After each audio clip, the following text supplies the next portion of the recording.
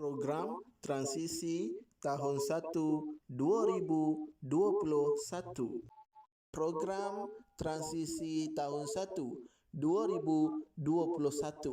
Seperti yang semua sudah maklum, tahun 2021 akan berlaku program transisi norma baharu tidak seperti tahun-tahun sebelum ini. Baiklah, seperti yang telah diumumkan oleh Kementerian Pendidikan Malaysia, program transisi tahun 1 mengandungi 3 fasa. Yang pertama, fasa persediaan. Yang kedua, fasa penyesuaian.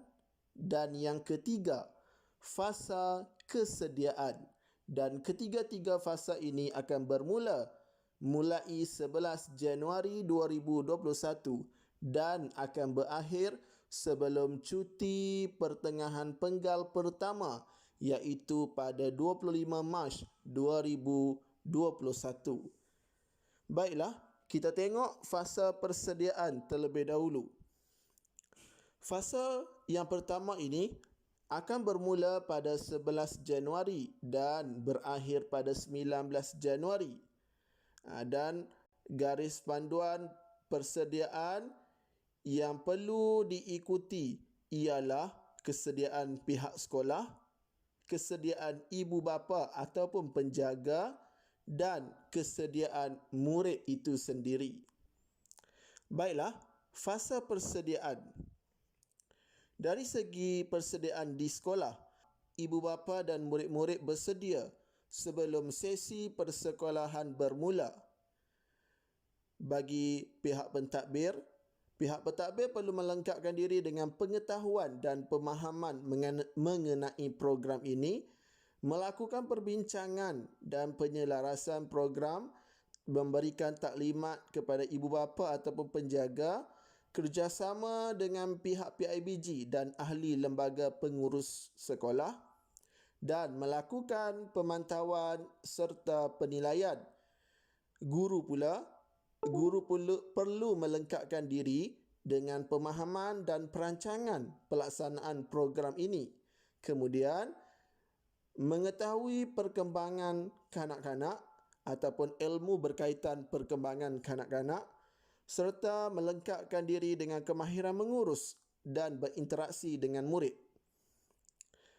Kemudian, ini merupakan persediaan di sekolah. Manakala persediaan di rumah pula, dari pihak ibu bapa ataupun penjaga. Pihak penjaga ataupun ibu bapa perlu memastikan anak-anak bersedia untuk ke sekolah. Kemudian melengkapkan anak-anak dengan kelengkapan pembelajaran, sama ada dari segi pakaian, alat tulis maupun buku-buku yang diperlukan. Kemudian memberi sokongan, ini paling penting, terhadap pembelajaran anak. Kemudian melibatkan diri dalam aktiviti dan perkembangan sekolah supaya mengetahui perkembangan anak-anak sepanjang program transisi maupun selepas tamat program transisi. Kemudian, untuk murid pula, murid itu telah berupaya mengurus diri. Kemudian, mempunyai minat untuk ke sekolah. Seterusnya, berupaya menyesuaikan diri dengan persekitaran baharu dan orang lain. Kemudian, mempunyai sikap positif terhadap pembelajaran. Kemudian, mempunyai kemahiran asas. Baiklah, kita tengok fasa yang kedua, iaitu yang akan bermula pada 20 Januari hinggalah 29 Januari 2021.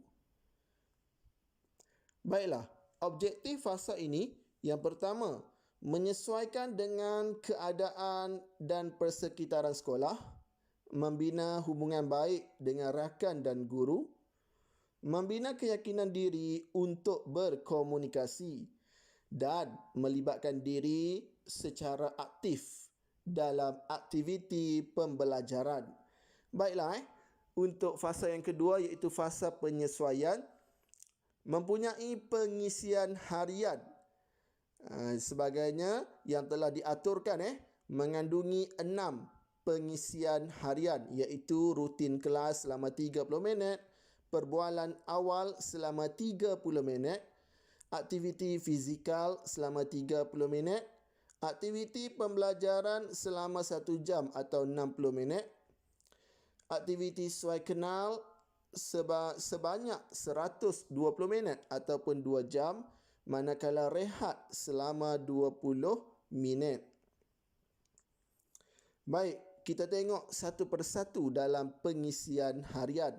Rutin kelas, masa yang telah ditetapkan 30 minit sehari. Untuk membantu guru mengurus kelas dengan sistematik dan melaksanakan PDP dalam suasana kelas yang kondusif dan selamat. Contoh aktiviti yang boleh dilakukan oleh guru: ucap selamat, bacaan doa, tertib tempat duduk, ambil kedatangan murid dan membersihkan kelas. Kemudian, pengisian harian yang kedua, perbualan awal, iaitu selama 30 minit sehari. Bertujuan untuk menyediakan murid dari aspek mental dan emosi supaya mereka dapat mengikuti pembelajaran pada hari tersebut dengan lebih berfokus. Contoh aktiviti: berkongsi idea dan maklumat, bercerita, bernyanyi dan membuat gerakan kreatif, simulasi, persembahan boneka ataupun aktiviti jom baca. Ini bagi memupuk tabiat membaca dalam kalangan murid. Aktiviti pengisian harian yang ketiga, aktiviti fizikal, iaitu selama 30 minit sehari. Bertujuan untuk meningkatkan kecergasan fizikal dan kesihatan diri. Contoh aktiviti: bersenam, bermain, berjalan, rekreasi aktif. Baiklah, seterusnya aktiviti pembelajaran, iaitu ditetapkan selama 60 minit sehari ataupun 1 jam. Ini bertujuan untuk memastikan murid menguasai asas literasi dan numerasi sebelum mereka mengikuti pembelajaran yang seterusnya. Contoh aktiviti: bernyanyi, bercerita, bermain atau menyurih. Kemudian, aktiviti seterusnya untuk pengisian harian, iaitu selama 2 jam, aktiviti sesuai kenal. Ini bertujuan untuk membolehkan murid menyesuaikan diri dengan rakan dan guru serta persekitaran baharu. Contoh aktiviti: memperkenalkan diri, mengenali guru dan rakan, mengenali kelas dan sekolah, mengenali persekitaran sekolah. Seterusnya, aktiviti pengisian harian yang terakhir, iaitu rehat selama 20 minit sehari untuk murid makan dan minum serta merehatkan minda dan fizikal. Baiklah, kita pergi ke fasa yang ketiga, iaitu fasa yang terakhir dalam program transisi bagi tahun 2021. Fasa ini akan bermula pada 1 Februari dan berakhir pada 25 Mac tahun 2021, iaitu sebelum cuti pertengahan penggal pertama. Baiklah, objektif fasa yang ketiga. Yang pertama, meningkatkan keyakinan murid dalam interaksi sosial dan pembelajaran. Yang kedua, membentuk sikap positif dalam pembelajaran. Dan yang ketiga, menyediakan murid dengan pengetahuan, kemahiran dan nilai untuk pembelajaran seterusnya. Ini kerangka modul PDP, iaitu secara bertema, modular dan bersepadu. Baiklah, tema yang ada dalam program transisi 2021 sebanyak 4 tema. Dan setiap tema itu mengandungi 3 atau 4 subtema dalam tema yang telah ditetapkan. Contoh, saya sihat, saya selamat. Subtema yang ada, kita jaga kita. Makanan pilihanku, katakan tidak. Baiklah, contoh pelaksanaan. Baik, kita tengok Kita tengok contoh tema yang ketiga, iaitu detektif alam. Dan subtemanya misteri alam rimba. Baik, dalam misteri alam rimba, contoh aktiviti yang dilakukan mari ke zoo. Dari mari ke zoo ini, contoh aktiviti untuk tajuk kecil mari ke zoo. Yang pertama, bercerita tentang zoo. Kemudian cari maklumat berkaitan zoo daripada pelbagai sumber. Seterusnya menghasilkan risalah. Dan yang ketiga, membuat lakaran zoo mini. Baik, contoh aktiviti yang boleh dilaksanakan.